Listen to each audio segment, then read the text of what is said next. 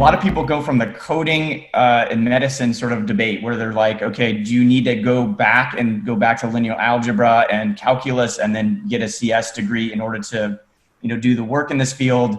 And then that tends to be kind of like a barrier, I feel like, for a lot of, at least around here. I mean, we have tons of clinicians with great ideas.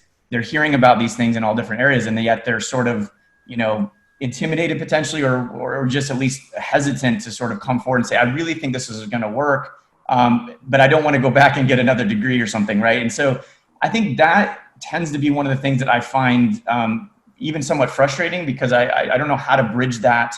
I think there's some great work happening in terms of making some of the fundamental principles more accessible, but what is everyone's thoughts on that, just generally, that I know that comes up all the time?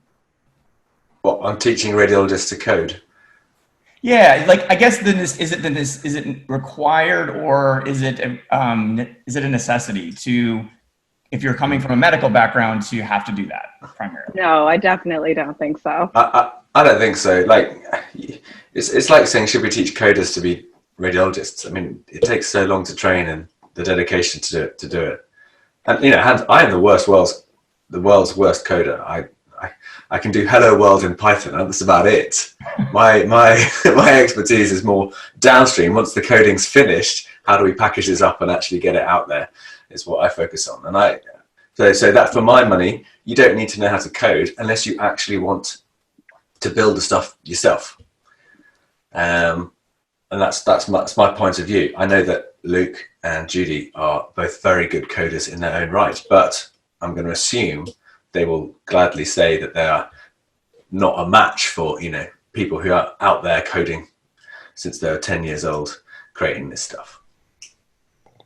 Yeah, I think there's probably a couple of, it probably depends where you are. People that are in Stanford and have access to AIMI are very lucky that doctors can just collaborate with this team of really engaged computer scientists. But a lot of doctors do say they really struggle to find computer scientists that are willing to work with them and are as engaged as they are in the topics they're working on.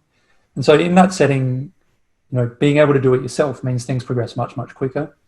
I guess the other thing is, you're selling yourself short a bit, Hugh, in the sense that maybe you can't directly code, but you have a lot of technical knowledge around AI. And you need to be able to answer the sort of questions that doctors are asked. You need to be able to decide what a good task is, for example. That's a task that doctors are often asked to do. And deciding what a good task is, you need to know the limitations of the technology. If you don't know that, it's very hard to make some of these decisions. So no, you don't need to be a coder in my mind, but you do need to have some knowledge around the topic. And the further you walk down that path of becoming a computer scientist, the better you're able to match the two fields together. So, there's a lot of people that are very interested in the field that are trying to get involved as doctors without any technical knowledge. When you talk to startups and groups in the space, they're really looking for the dual-skilled people. They're really looking for people who can help them from start to finish across with bringing their medical knowledge into the technical side of things. Yeah, or they're just looking for labelers. Sure. Yeah. Which is a totally fine thing to do too. I mean, that's an important task. Akshay and Sharon, I'm curious for you guys, because you're coming from obviously the highly skilled technical background, right? And then you're coming in and you're saying, I want to work in medicine. Is there also a bit of an intimidation factor there? I've always been curious. I've actually never asked you this, but I've always wondered, like, is there anyone out there saying, oh man, you got to read Netter, you got to understand the entire anatomy, and then you got to, is there anything like that? Or is it just like, oh, this is just data, I can do this? I think there's definitely a component of that for sure. When I went into it, I was very glad that there was an entire lab setup already dedicated to it, and that we had Matt actually on the team who was already the bridge, even though he doesn't claim to be. He claims to know neither, but he actually knows both really well. I don't know anything. You must be drinking. Exactly. So I'm really glad we had that. But without that infrastructure, I think it's really hard to inch forward and say, I want to have an impact on medicine. I would say that from my perspective, I would not say, like immediately I can impact this and solve cancer. Like I wouldn't go in and say that, but I do think there are certainly computer scientists who feel that way about themselves. And companies, yeah. Who do feel that way about themselves. So I would say that the ego is generally pretty large, but I do think that there is some kind of translation that is necessary between the two fields to collaborate effectively. And I think Luke really hit the nail on the head by saying that, hey, you need to kind of understand the limitations of this technology.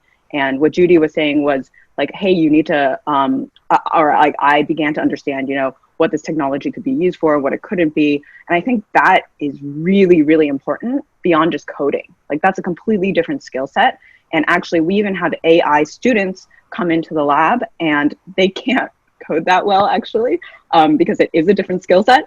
But they understand AI really well, and they understand, what kind of model we need for a specific task, and they understand, like, oh, there are like all these limitations to the way we're evaluating these models, and so we have to understand that. Otherwise, we're overstating the model's performance. And so it is a different thing, and I would probably stress the coding portion less because there's a higher barrier to entry, or people see it as a higher barrier to entry. But if you're the type of person who just likes to tinker on things, then go for it. Like that is probably way more fun.